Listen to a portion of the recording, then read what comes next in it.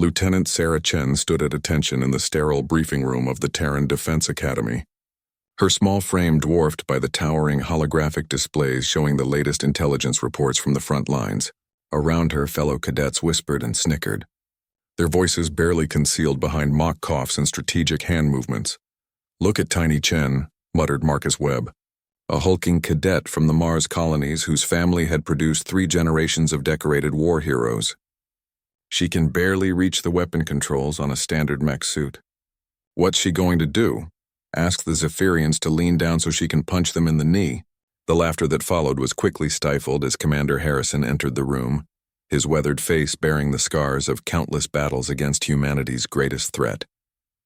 The Zephyrian Empire had been systematically conquering star systems for decades, their advanced technology and ruthless military doctrine leaving a trail of devastated worlds in their wake. Earth's colonies were falling one by one, and the Terran Defense Force was running out of options. Sarah kept her eyes fixed forward, ignoring the cruel comments that had followed her throughout her 3 years at the academy.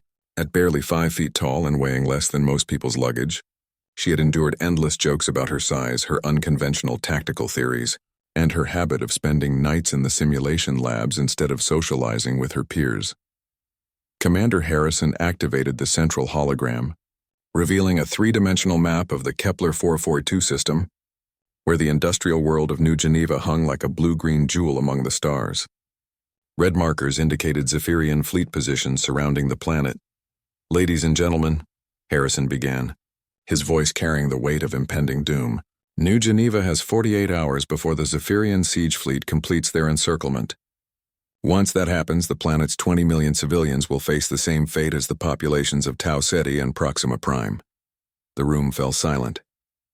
Everyone knew what had happened to those worlds. The Zephyrians didn't believe in prisoners or occupied territories. They preferred extinction.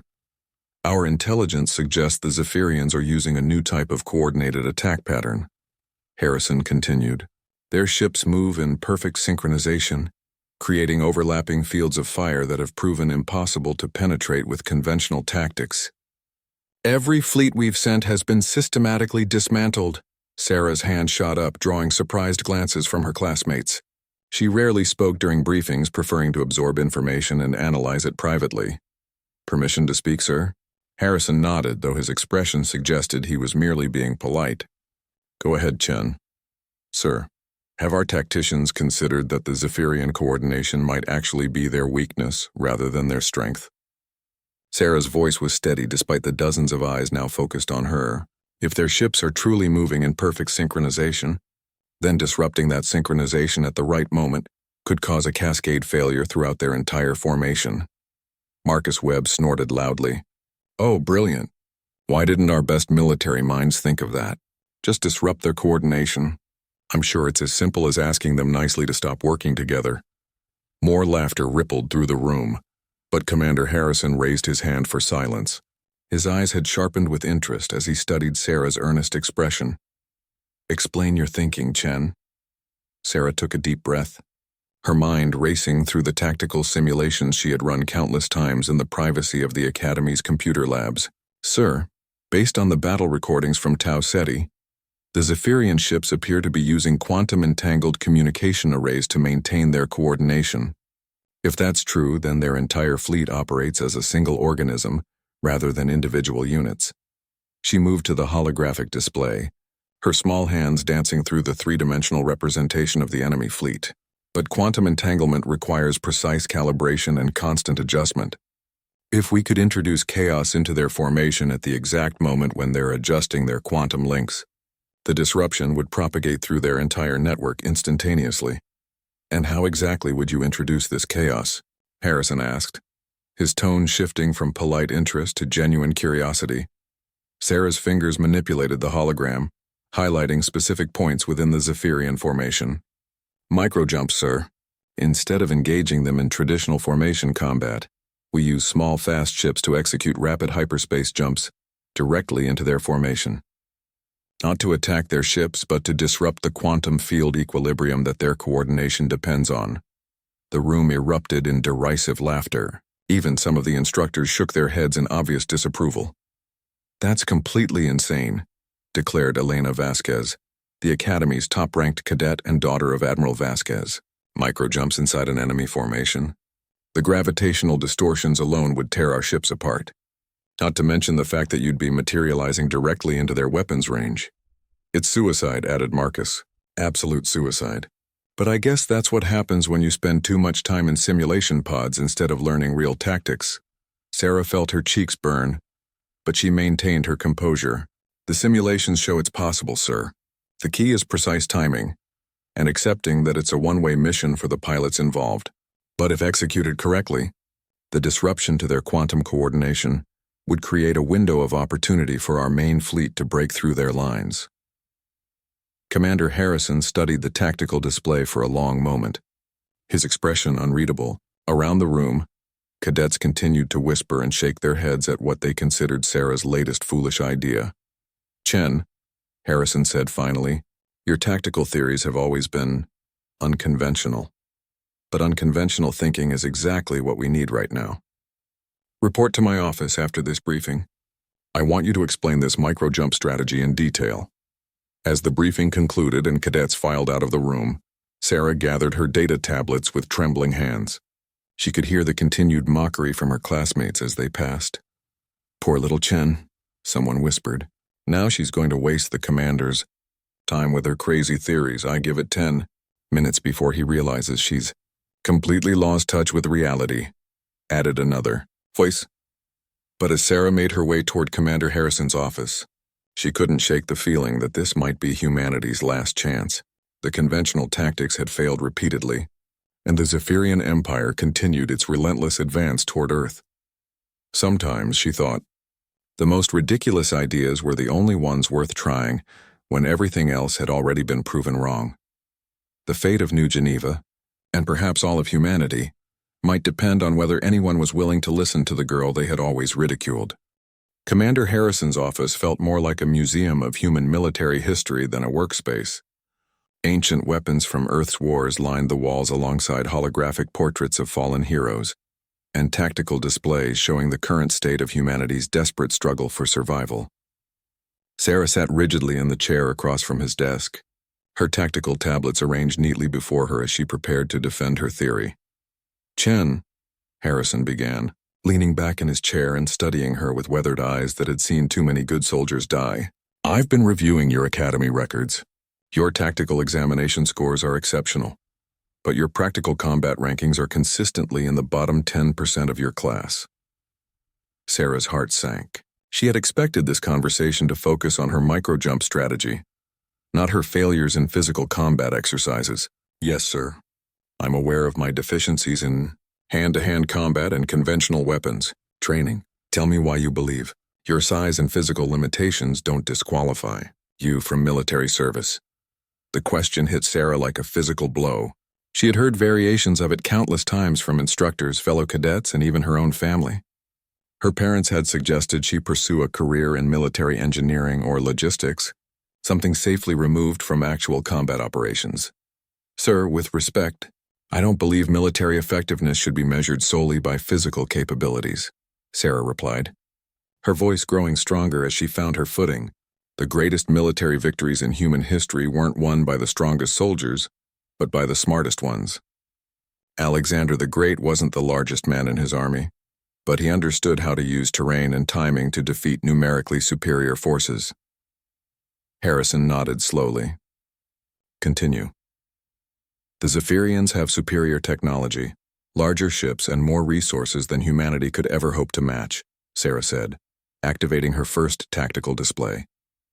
"But they've become dependent on that superiority. Their entire military doctrine assumes they can overwhelm their enemies through brute force and advanced coordination. They've never had to adapt to truly unconventional warfare." The holographic display showed detailed analysis of Zephyrian battle patterns, compiled from Sarah's hundreds of hours studying combat recordings. Red lines traced movement patterns that revealed an almost mechanical precision in their fleet operations. "Look at these formations, sir. Every engagement follows the same basic pattern. They establish a perimeter, coordinate their quantum communication networks, and then systematically destroy enemy forces through overwhelming firepower. But that predictability is also their weakness. Harrison leaned forward, his interest clearly piqued. Show me. Sarah manipulated the display, highlighting specific moments in recorded battles where Zephyrian formations had briefly wavered.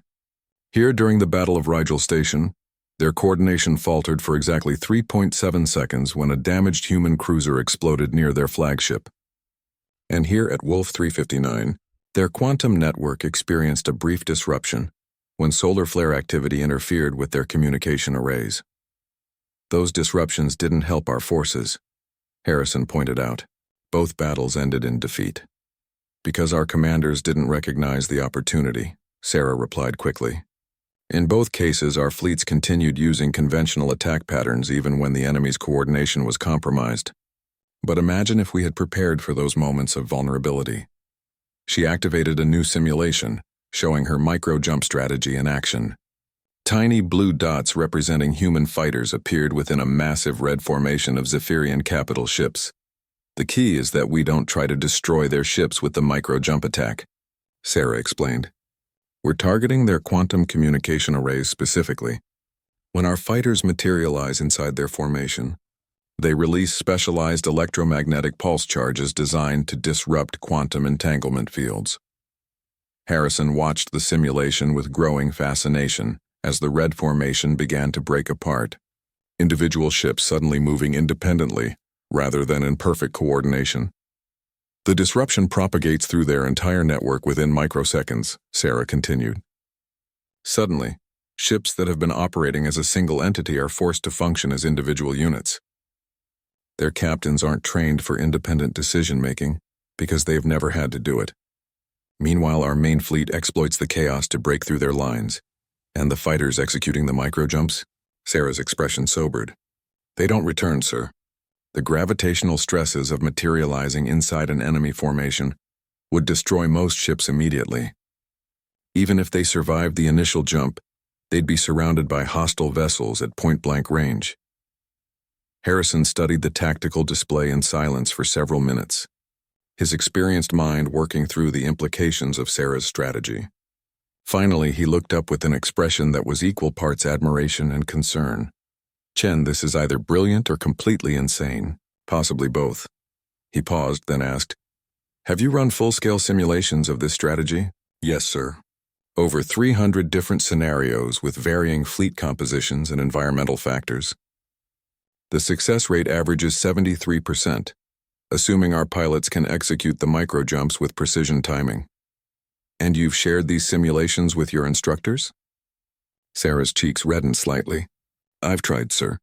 Most of them dismissed the strategy as unrealistic or too risky. Professor Martinez called it tactical fantasy and suggested I focus on more conventional approaches. Harrison wasn't surprised. The Academy's instructors were excellent at teaching established military doctrine, but they had limited experience with truly innovative thinking. The current war against the Zephyrians had proven that conventional approaches weren't sufficient. There's something else you need to understand about this strategy, Harrison said carefully. If we implement it, you would need to be part of the team developing the final tactical parameters. That means assignment to an active combat fleet. Sir, I understand the risks. No, Chen, I don't think you do. Harrison's voice carried the weight of hard experience. This isn't about academy simulations or theoretical discussions. If your strategy fails, entire star systems die. If it succeeds but we lose too many pilots in the process, we might not have enough experienced crew members left to defend the next target. The margin for error is essentially zero. Sarah met his gaze steadily. Sir, the conventional strategies have a 0% success rate against Zephyrian formations. At least my approach offers hope. Harrison smiled grimly at her response. He had seen that same determination in other young officers who had gone on to achieve great things, though most of them hadn't survived long enough to see their ideas implemented. Very well, he said finally. I'm going to forward your tactical analysis to Admiral Chen at Fleet Command. No relation, I assume? No, sir. Common name. Admiral Chen has been tasked with developing new approaches to the Zephyrian threat. If she approves your strategy, you'll be transferred to her tactical development team immediately. Harrison paused, studying Sarah's determined expression. Are you prepared for that level of responsibility? Sarah thought about the 20 million civilians on New Geneva. about the colonies that had already fallen to Zephyrian brutality, and about the endless jokes and dismissive comments from her classmates who couldn't see beyond her physical appearance. "Yes, sir, I am." As Sarah left Commander Harrison's office, she passed a group of her fellow cadets in the corridor. Their conversation stopped abruptly when they saw her. "How'd it go, Tiny?" Marcus Webb called out. "Did you convince the commander that your fantasy tactics are the future of warfare?" Sarah paused, turning to face the group with a calm expression that surprised them. "Actually, Marcus, I think I did." The laughter that followed her down the corridor sounded forced, as if her classmates were beginning to suspect that maybe, just maybe, the girl they had ridiculed might be onto something important after all. The bridge of the TDF Prometheus buzzed with controlled chaos as Admiral Chen reviewed the latest intelligence reports from the New Geneva system. Sarah stood at a tactical station, her small frame almost lost among the towering displays and veteran officers who moved with the practiced efficiency of experienced warriors.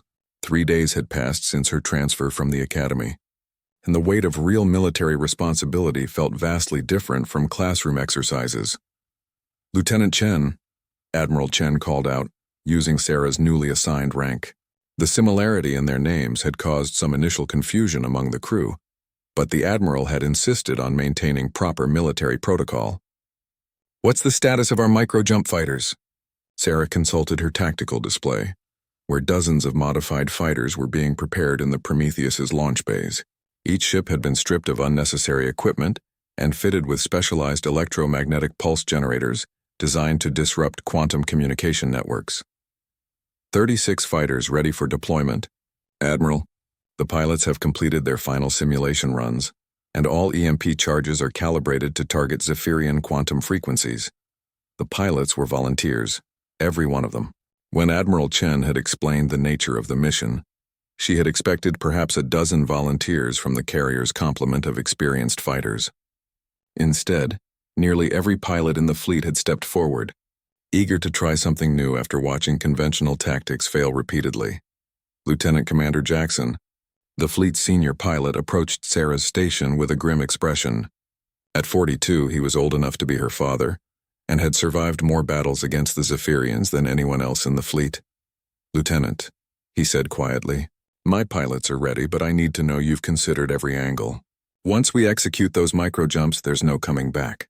Are you certain about the timing calculations?" Sarah understood the weight behind his question. Each of those pilots had family, friends, and dreams beyond this desperate mission. Her tactical theories would determine whether they died heroically in a successful operation, or simply died. "Commander, I've run the calculations over 1,000 times," she replied, meeting his steady gaze. "The quantum disruption will propagate through their network within 0.3 seconds of the first EMP detonation. Your pilots will have approximately 15 seconds of chaos before the Zephyrians can adapt and restore local coordination." 15 seconds, Jackson repeated thoughtfully. "That's not much time for the main fleet to exploit the opening." "It's enough," Sarah said with more confidence than she felt. "Admiral Chen's attack formation is designed for rapid penetration. Once the Zephyrian coordination breaks down, their overlapping fields of fire become independent weapon systems. We can punch through their lines before they can reorganize." Across the bridge, Communications Officer Lieutenant Torres suddenly straightened at his station. "Admiral, we're receiving a priority transmission from New Geneva. The Zephyrian siege fleet has completed their encirclement. Planetary Defense Forces estimate 6 hours before their bombardment platforms achieve optimal firing positions." Admiral Chen's jaw tightened. The timeline had just accelerated beyond their carefully planned schedule. "How soon can we reach the system?" 4 hours at maximum acceleration," reported the navigation officer. "That gives us a 2-hour window," Admiral Chen mused. "Not ideal, but we'll have to make it work." She turned to Sarah. "Lieutenant, I need your honest assessment. Is your strategy ready for immediate implementation?" Sarah felt the weight of every gaze on the bridge focusing on her. These were seasoned military professionals who had spent decades learning their craft, and they were asking a recent academy graduate whether her untested theory could save 20 million lives. "Admiral, the strategy is sound," Sarah replied. "But there's one factor we haven't been able to test in simulation." "Explain." "The Zephyrians have never faced this type of attack before. We don't know how quickly they can adapt once they realize what we're doing. If they can restore their quantum coordination faster than our projections suggest, the main fleet could find itself trapped inside their formation. Admiral Chen nodded grimly. It was the kind of unknown variable that made military planning such a challenging art. What's your confidence level in the original timeline? 85% based on all available data about Zephyrian technology and tactics. And if they adapt faster than expected? Sarah's voice became quieter. Then we lose the entire fleet and New Geneva falls anyway. The bridge fell silent except for the constant hum of the ship's systems and the distant sound of fighters being prepared for launch. Admiral Chen studied the tactical displays showing the approaching Zephyrian siege fleet, their formations moving with the mechanical precision that had made them seemingly invincible. "Admiral," interrupted Lieutenant Torres, "we're receiving a transmission from the Zephyrian fleet. They're offering terms for New Geneva's surrender. Let me hear it." The bridge speakers crackled to life with the translated voice of a Zephyrian commander, his words carrying the cold certainty of absolute power. "Human defenders of the world you call New Geneva. This is Battle Commander Thexkar of the Zephyrian Imperial Fleet. You have 6 of your time units to evacuate all military personnel and weapon systems from the planet. Civilians will be relocated to designated zones pending processing. Resistance will result in immediate planetary bombardment." The transmission ended, leaving the bridge in tense silence. Everyone knew what processing meant in Zephyrian terms. The aliens had never shown interest in slaves or occupation forces. They simply eliminated populations that might pose future threats. "No response," Admiral Chen ordered. "They'll interpret any communication as weakness." She turned back to Sarah. "Lieutenant, I'm going to ask you one more time. Are you ready to bet 20 million lives on your tactical theory?" Sarah closed her eyes for a moment, thinking about her classmates who had ridiculed her size and her unconventional ideas. She thought about the simulation pods where she had spent countless hours perfecting her strategies while others socialized. She thought about every military instructor who had suggested she pursue a safer career path. Then, she thought about the families on New Geneva who were watching the sky and wondering if help would come in time. "Yes, Admiral." "I am." Admiral Chen smiled for the first time since Sarah had come aboard. "Then let's go save a planet. All stations prepare for combat operations. Launch fighters in 30 minutes." As the bridge crew began final preparations for battle, Lieutenant Commander Jackson stopped by Sarah's station one more time. "For what it's worth, Lieutenant," he said quietly, "my pilots believe in your plan. We've been waiting for someone to give us a real chance to hurt these bastards." Sarah watched through the bridge viewports as the first wave of fighters launched from the Prometheus and its escort carriers. 36 tiny lights accelerating toward an enemy fleet that had never known defeat. In a few hours they would discover whether the girl everyone had ridiculed possessed the tactical genius to change the course of an interstellar war. The fate of humanity might depend on 15 seconds of chaos in the vacuum of space, orchestrated by someone most people had never taken seriously. But Sarah Chen had spent her entire life proving that underestimation could be the most dangerous mistake an enemy could make. The real test was about to begin. The tactical display aboard the Prometheus showed the Zephyrian siege fleet in perfect formation around New Geneva, their ships arranged with mathematical precision that spoke to their advanced coordination systems.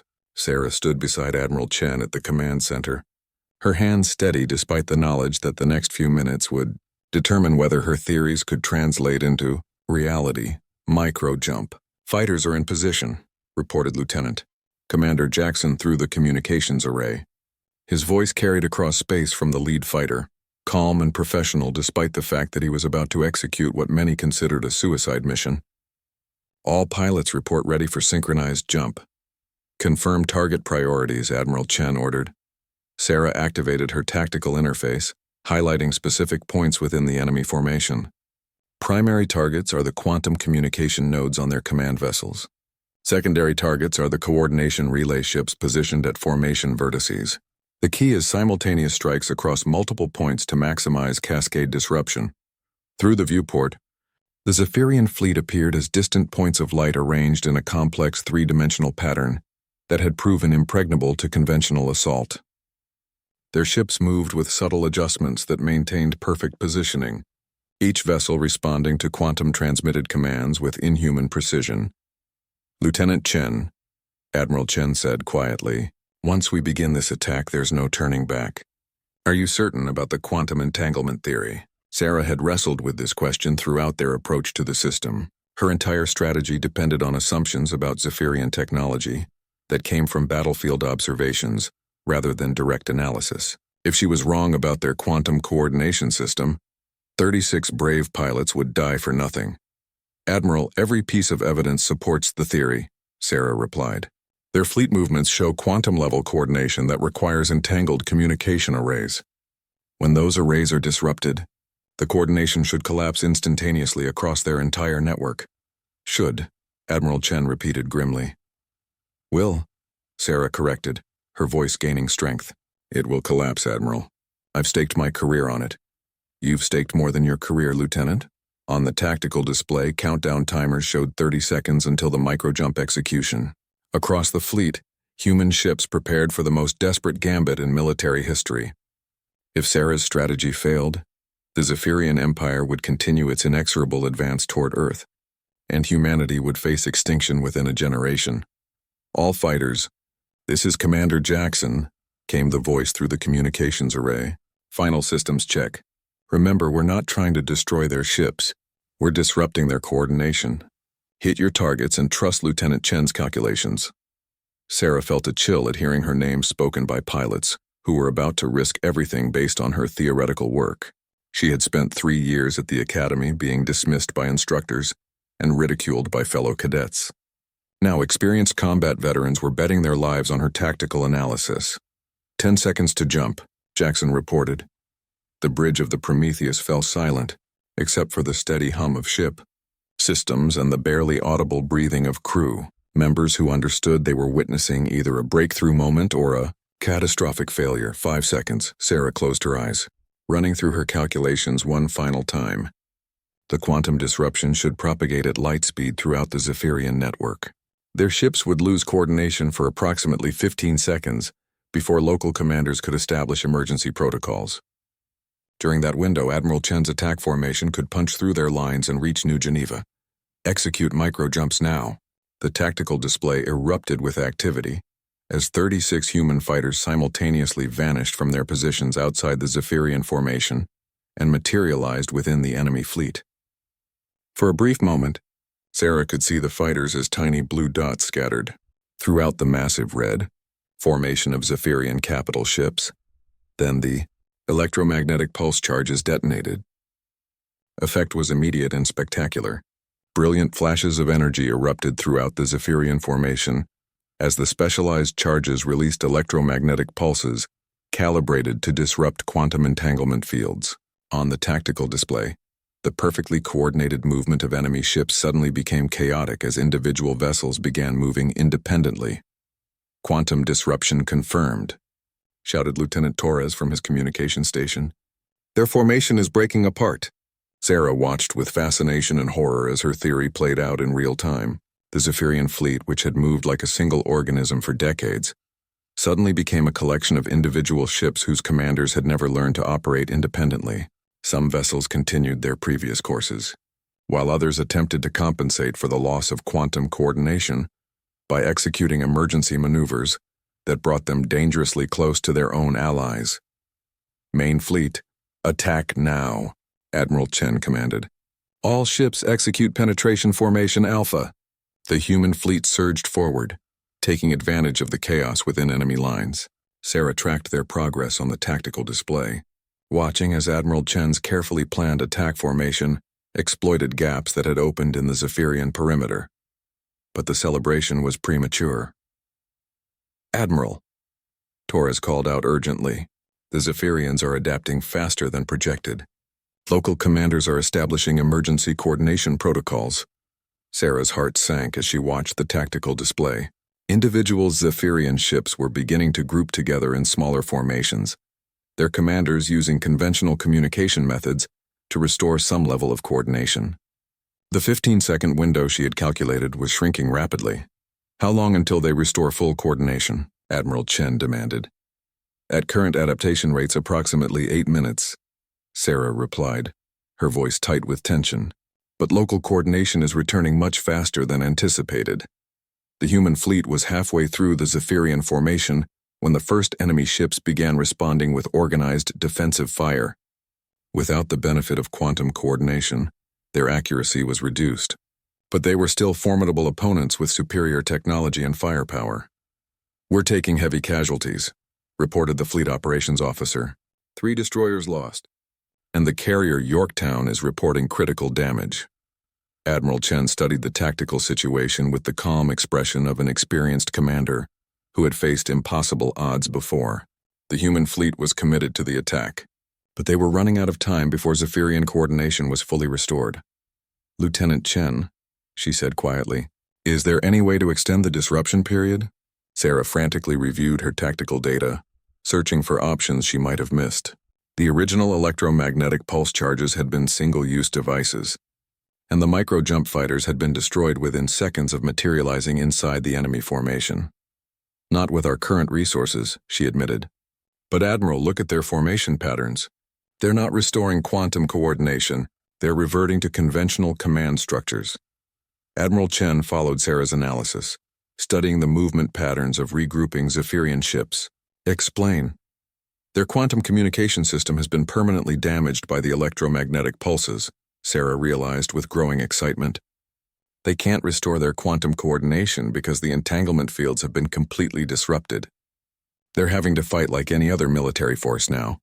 For the first time in decades, the Zephyrian Empire was facing an enemy on equal terms. Their technological advantages remained, but the quantum coordination that had made them seemingly invincible was gone." "All ships," Admiral Chen announced across the fleet communications network. "The enemy has lost their primary tactical advantage. We are now facing individual ships rather than a coordinated network. Exploit this opportunity." As the human fleet pressed their attack, Sarah realized that her strategy had succeeded beyond her wildest projections. She hadn't just created a temporary disruption in enemy coordination, she had fundamentally changed the nature of warfare against the Zephyrian Empire. The girl they had ridiculed had just leveled the playing field in an interstellar war. The Battle of New Geneva lasted 14 hours, and when the smoke cleared, humanity had achieved something that military analysts had declared impossible.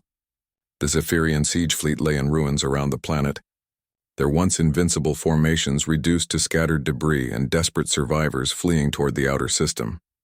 Sarah stood in the observation deck of the Prometheus, watching rescue shuttles ferry wounded crew members from damaged ships, while salvage teams began the delicate work of recovering technology from defeated Zephyrian vessels. Her uniform was rumpled from hours at the tactical station, her face exhausted but filled with a quiet satisfaction that came from seeing theoretical work translate into real-world success. "Lieutenant Chen." The voice belonged to Admiral Chen, who approached with the measured stride of a commander who had just witnessed history being made. "I've received preliminary casualty reports from the fleet." Sarah tensed, knowing that her tactical decisions had directly contributed to the death toll. The micro-jump attack had been successful beyond her projections, but 36 pilots had died in the initial assault, and the subsequent battle had claimed additional lives as human ships pressed their advantage against confused enemy forces. "How many?" Sarah asked quietly.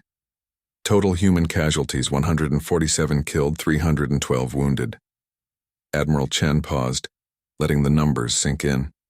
"Zephyrian casualties approximately 8,000 killed, 22 ships destroyed, and 16 ships captured with minimal damage." The mathematics of warfare had never felt more personal to Sarah. Each human death represented someone's family member, friend, or loved one.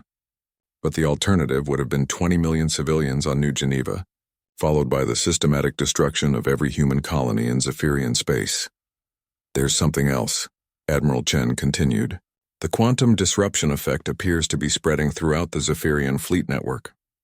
We're receiving reports from other sectors that their ships are experiencing coordination failures across multiple star systems." Sarah looked up with surprise. "That's impossible. The electromagnetic pulses were localized to this battle. They couldn't affect ships in other systems. According to our intelligence analysts, the Zephyrian quantum communication network was more interconnected than we realized. When you disrupted their primary coordination nodes here, it created cascade failures throughout their entire military communication system." The implications hit Sarah like a physical blow. She had designed her strategy to exploit Zephyrian coordination in a single battle, but apparently, their quantum network was so tightly integrated that damaging part of it had compromised the whole system. Admiral, if their entire fleet network has been compromised, then humanity just gained a strategic advantage that could change the entire war, Admiral Chen finished, which is why you've been summoned to an emergency meeting with the Joint Chiefs of Staff. They want to understand exactly what you've accomplished and how to exploit it. 3 hours later, Sarah found herself in a secure conference room aboard the command ship Wellington, facing the most senior military officers in the Terran Defense Force. The holographic displays around the room showed real-time intelligence reports from across human space, painting a picture of chaos within Zephyrian-controlled territory. Fleet Admiral Morrison, a legend among human military commanders, studied Sarah with the intense gaze of someone evaluating a potentially game-changing asset. Around the table sat generals, admirals, and intelligence directors whose combined experience represented centuries of military service. Lieutenant Chen, Admiral Morrison began, your tactical innovation at New Geneva has created opportunities we need to understand and exploit immediately. Tell us about the scope of the quantum network disruption. Sarah activated the central holographic display, showing a three-dimensional map of known Zephyrian fleet positions. Red markers indicated enemy forces that had reported coordination problems since the Battle of New Geneva, while yellow markers showed fleets that appeared unaffected. The disruption pattern suggests their quantum communication network operated as a single, integrated system rather than independent regional networks, Sarah explained. When we damaged the primary coordination nodes at New Geneva, it created a cascade effect that compromised quantum entanglement fields across approximately 60% of their fleet assets. General Harrison, the Army's senior tactical officer, leaned forward with interest. How long before they can restore their coordination capabilities? Based on our analysis of captured Zephyrian technology, rebuilding their quantum network from scratch would require approximately 18 to 24 months, Sarah replied. But they could establish regional networks with limited coordination much sooner, perhaps within 6 to 8 weeks. Which means we have a window of opportunity, Admiral Morrison observed. The question is how to exploit it most effectively. Intelligence Director Walsh activated additional displays showing Zephyrian-controlled star systems. Our spy networks report that their occupied territories are experiencing significant unrest. Local commanders are struggling to maintain control without central coordination, and several colony worlds have begun resistance movements. Sarah studied the intelligence reports with growing excitement. Her strategy had been designed to disrupt enemy coordination during a single battle, but the effects were cascading throughout Zephyrian space in ways she had never anticipated. Admiral, she said carefully, if their quantum network is permanently compromised, then their entire military doctrine becomes obsolete. They've spent centuries developing tactics that depend on perfect coordination between their ships. Without that advantage, they're operating with conventional communication methods just like any other military force. Meaning what, exactly? Asked General Martinez from the Marine Corps. Meaning they're no longer invincible, Sarah replied with growing confidence. Their ships still have superior technology, but technology alone isn't enough to guarantee victory. They'll have to relearn how to fight as individual units rather than as a single coordinated organism. Admiral Morrison exchanged glances with his fellow officers before speaking. Lieutenant, the Joint Chiefs have been discussing how to respond to this opportunity. We're considering a series of coordinated strikes against Zephyrian-held systems, while their fleet coordination remains compromised. With respect, Admiral, I don't think that's the optimal strategy. The room fell silent. Sarah realized she had just contradicted the most senior military leadership in human space, but her tactical analysis suggested a different approach entirely. Explain, Admiral Morrison said simply. Sarah took a deep breath before continuing. Direct military strikes would force them to adapt quickly to their new limitations. Instead, we should focus on supporting resistance movements in their occupied territories. Their local commanders are struggling to maintain control without central coordination. If we provide intelligence, weapons, and tactical support to resistance groups, we can force the Zephyrians to spread their forces thin, while they try to maintain order. She manipulated the holographic display to show potential resistance hotspots throughout Zephyrian space. This approach accomplishes two goals. First, it forces them to commit significant resources to internal security rather than offensive operations.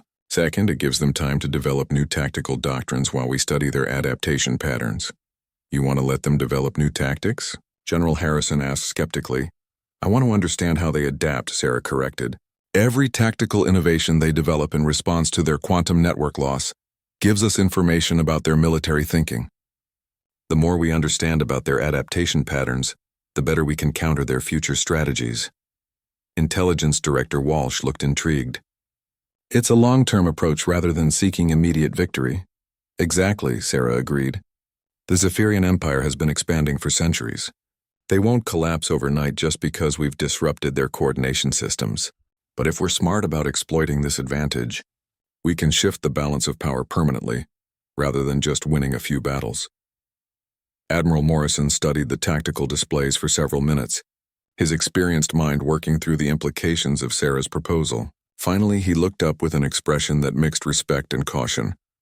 Lieutenant Chen, you've demonstrated that unconventional thinking can achieve remarkable results. But what you're proposing is a fundamental shift in our entire war strategy. Yes, sir, Sarah replied. Because the girl everyone ridiculed just proved that fundamental shifts in strategy are exactly what win wars against seemingly impossible odds. The Joint Chiefs exchanged looks around the table, realizing that the young officer who had been dismissed by her academy classmates might have just handed humanity the keys to ultimate victory in an interstellar conflict that had seemed hopeless just days before. 6 months after the Battle of New Geneva, Sarah Chen found herself in a position she had never imagined during her academy days. As the newly promoted Commander Chen, she stood before a holographic display in the war room of Terra Defense Command, briefing senior military leadership on the most successful intelligence operation in human history. The resistance movements she had recommended supporting were exceeding all projections.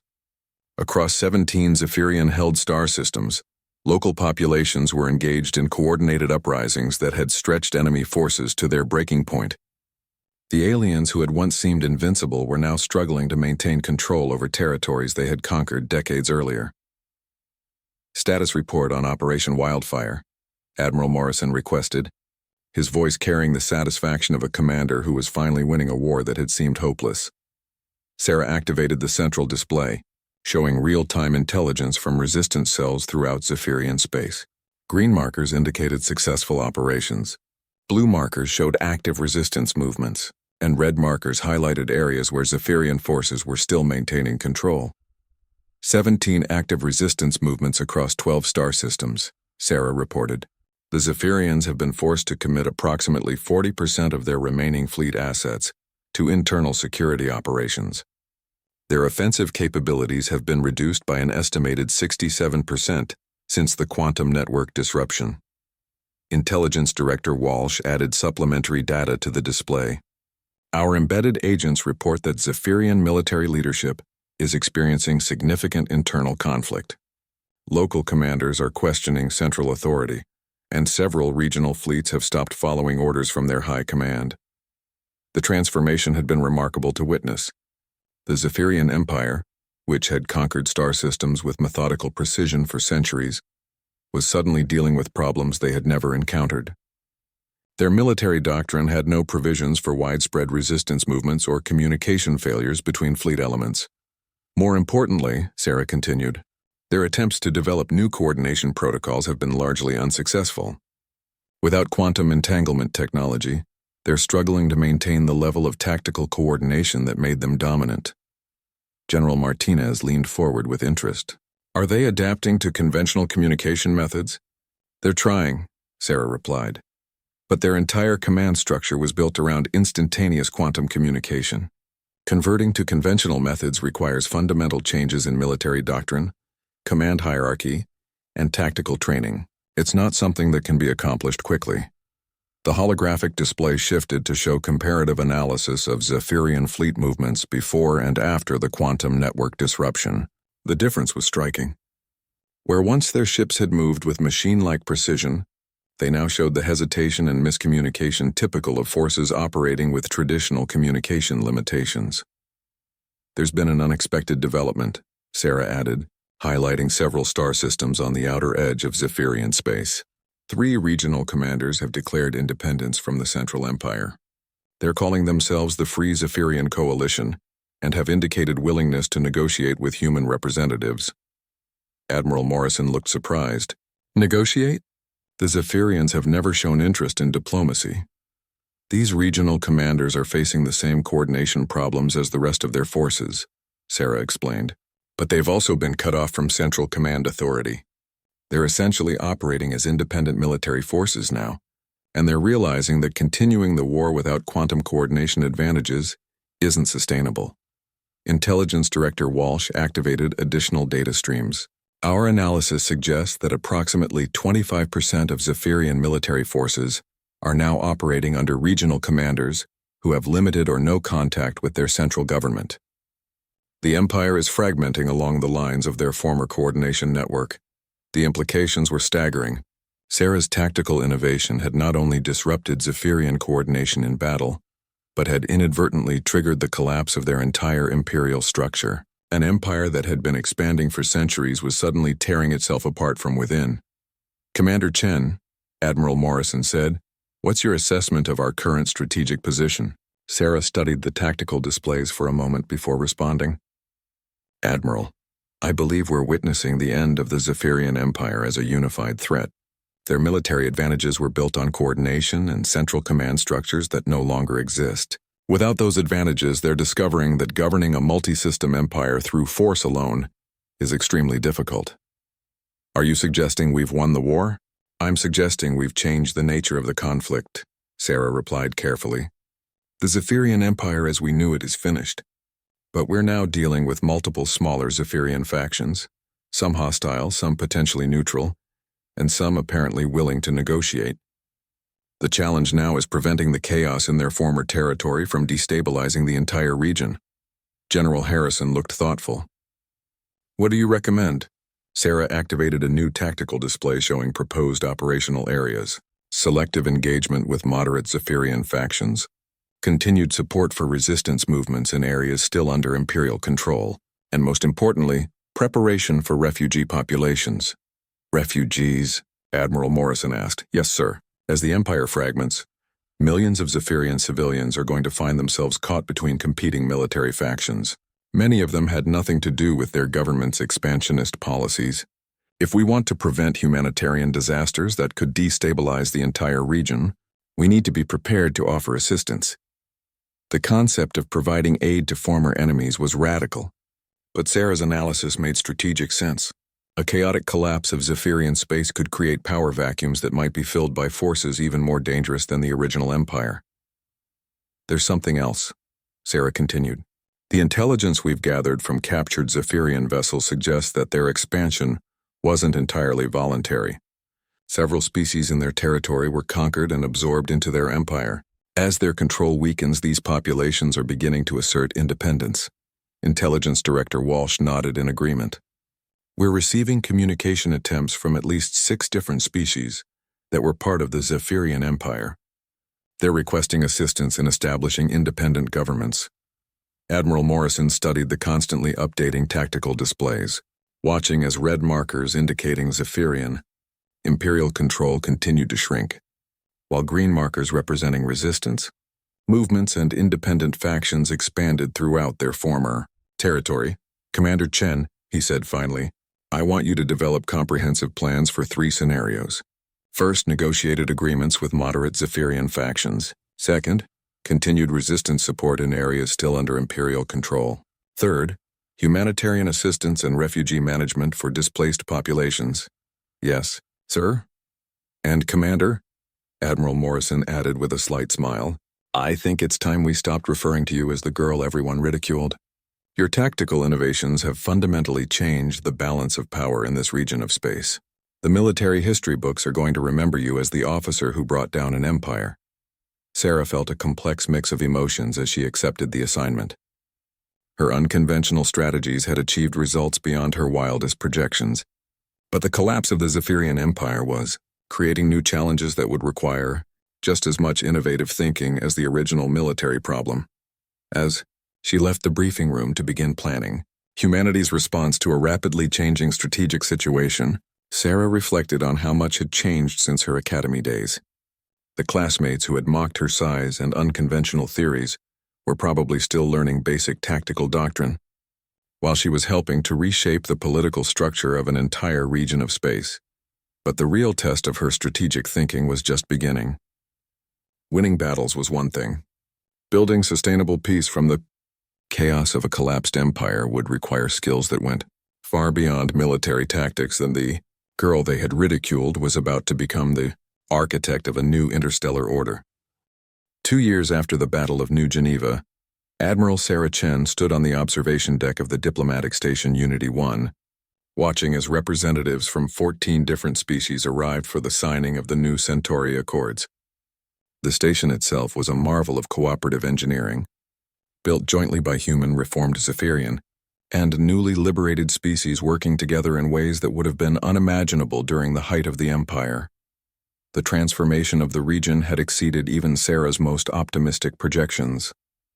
What had begun as a desperate military gambit had evolved into the most successful diplomatic initiative in galactic history. The collapsed Zephyrian Empire had been replaced by a complex network of independent worlds, defensive alliances, and cooperative trade agreements that promised lasting stability. "Admiral," came a familiar voice behind her. Sarah turned to see Marcus Webb, her former academy classmate who now served as a diplomatic attaché. The man who had once mocked her size and unconventional ideas was now one of her most trusted advisors, his experience in conventional military thinking providing valuable balance to her innovative approaches.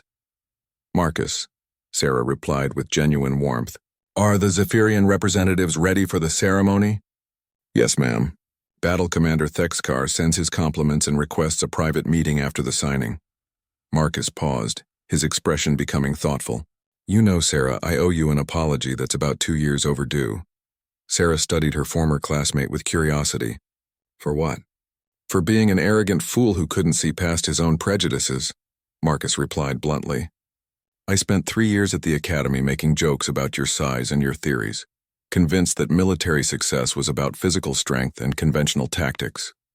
I was wrong about everything." The admission carried weight because Marcus had been forced to confront his assumptions in the most direct way possible. After the Battle of New Geneva, he had volunteered for assignment to the resistance support operations Sarah had designed. His experiences working with liberation movements throughout former Zephyrian space had fundamentally changed his understanding of what made an effective military leader. "Marcus, you weren't the only one who thought that way," Sarah said diplomatically. "The academy training emphasized traditional approaches because those methods had worked for centuries. No one could have predicted that we'd face an enemy like the Zephyrians." "That's generous, but it's not accurate," Marcus insisted.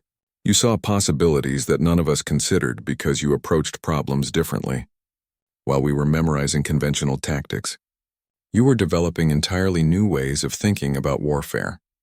Through the observation windows, they could see the arriving delegations preparing for the historic ceremony. The reformed Zephyrian coalition had sent their most senior diplomats, including several officers who had once served in the Imperial fleet. Liberated species from throughout the former empire were represented, many of them appearing in public alongside their former conquerors for the first time in decades. "Admiral Chen," interrupted Captain Torres, Sarah's aide-de-camp, "the ceremony is ready to begin. President Martinez is requesting your presence on the main platform." Sarah straightened her dress uniform, feeling the weight of the Admiral's insignia that had been bestowed upon her just 6 months earlier. At 25, she was the youngest flag officer in Terran Defense Force history, but her age seemed irrelevant given the scope of what she had accomplished. The main assembly hall of Unity 1 was a breathtaking sight. Representatives from across the former Zephyrian Empire sat in carefully arranged sections, their diverse physiologies and cultural dress creating a tapestry of galactic civilization. At the center of the hall stood a holographic display showing the new Centauri Accords, a comprehensive peace treaty that would reshape interstellar relations for generations. President Martinez, who had been elected specifically to manage humanity's response to the post-war situation, took the podium to address the assembled delegates. "Today marks not just the end of a war, But the beginning of a new era of cooperation between species that were once enemies, she began. The collapse of the Zephyrian Empire could have led to chaos and further conflict. Instead, it has created opportunities for understanding and mutual prosperity that few of us dared to imagine. Sarah listened from her position on the platform as President Martinez outlined the key provisions of the Accords, mutual defense agreements between former enemies, trade partnerships that would benefit all participating species, joint research initiatives to develop new technologies for peaceful purposes, cultural exchange programs to prevent the misunderstandings that had fueled centuries of conflict. But this peace was not achieved through military conquest or diplomatic coercion. President Martinez continued. It was made possible by the innovative thinking of individuals who refused to accept that seemingly impossible problems required conventional solutions. The president's gaze found Sarah in the audience. Admiral Sarah Chen developed the tactical innovations that disrupted Zephyrian coordination. But more importantly, she understood that true victory required building something better to replace what had been destroyed. Polite applause filled the hall, but Sarah's attention was focused on Battle Commander Thexkar, the Zephyrian officer who had once commanded the siege fleet at New Geneva. He was studying her with an expression that mixed respect and curiosity, clearly interested in the human who had fundamentally changed the course of galactic history. After the formal signing ceremony, Sarah found herself in a private meeting room with Thexkar and several other reformed Zephyrian leaders. The aliens' physical appearance was imposing, their scaled skin and angular features giving them a predatory aspect that had intimidated enemies for centuries. But their body language now suggested deference rather than threat. Admiral Chen, Thexkar began, his translated voice carrying undertones of respect that would have been unthinkable during the war. My colleagues and I wish to speak with you personally about the events at New Geneva. Of course, Battle Commander. You must understand that the Zephyrian military had never experienced defeat in our recorded history, Thexkar continued. Our quantum coordination technology made us believe we were invincible. When you disrupted our network, it was more than a tactical defeat. It was a fundamental challenge to everything we believed about warfare and superiority. Sarah listened carefully, understanding that this conversation represented a crucial moment in post-war reconciliation. How the Zephyrians processed their defeat would determine whether the new peace agreements could succeed long-term. At first, many of our officers viewed the disruption as a temporary setback, Thexkar admitted. We believed we could adapt and restore our advantages, but as we studied your tactical innovations, we realized you had accomplished something far more significant than winning a single battle. What do you mean? You proved that technological superiority is meaningless without tactical flexibility, Thexkar replied. Our entire military doctrine was built on the assumption that perfect coordination guaranteed victory. When that coordination was removed, we discovered that we had forgotten how to think independently, how to adapt to unexpected situations, how to work as individual units rather than as components of a larger machine. Another Zephyrian officer, introduced as Strategic Planner Velthar, activated a holographic display showing comparative analysis of their military capabilities before and after the quantum network disruption. Our post-battle analysis concluded that your micro-jump strategy was not just innovative, but represented a fundamentally different approach to warfare, Velthar explained.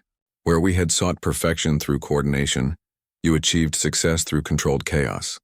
Where we had relied on technological advantages, you exploited psychological and organizational weaknesses. The most remarkable aspect, Thexkar added, was that you anticipated our inability to adapt. Your strategy succeeded not just because it disrupted our coordination, but because you understood that we had become dependent on that coordination to the point of tactical inflexibility. Sarah felt a complex mix of emotions at hearing her enemy's analysis of her work. The Zephyrians had clearly studied her tactical innovations with the same methodical precision they had once applied to conquest. Battle Commander, she said carefully, what are your people's feelings about the current peace agreements? There is adjustment, Thexkar replied honestly. Many Zephyrians struggle with the concept of equality with species we once considered inferior. But the younger generations are adapting more quickly, They understand that our empire's collapse created opportunities for growth that would have been impossible under the old system. And your military forces are learning humility, Velthar answered with what might have been humor. We are studying human tactical doctrine, seeking to understand the flexibility and innovation that made your forces so effective, despite technological disadvantages. As the meeting concluded, Thexkar made a final observation that would stay with Sarah for years to come. Admiral, in our culture, we have a saying that translates roughly as, "The greatest victories belong to those who see what others cannot." Your people ridiculed you for being different, just as we dismissed humanity for lacking our technological advantages. But difference, we have learned, can be the greatest strength of all. Later that evening, as Sarah stood again on the observation deck of Unity 1, she reflected on the journey that had brought her from Academy ridicule to galactic recognition. The girl everyone had underestimated had not only won an impossible war but had helped build a peace that promised to last for generations. In the distance, ships from a dozen different species moved through space in the same traffic lanes, their crews working together on joint missions that would have been unthinkable just years earlier. The universe had become a more complex place, but also a more hopeful one. Sarah Chen had proven that sometimes the most powerful weapon against overwhelming odds was the willingness to think differently, even when everyone else insisted it was impossible. And in the end, even her former enemies had learned to salute her name.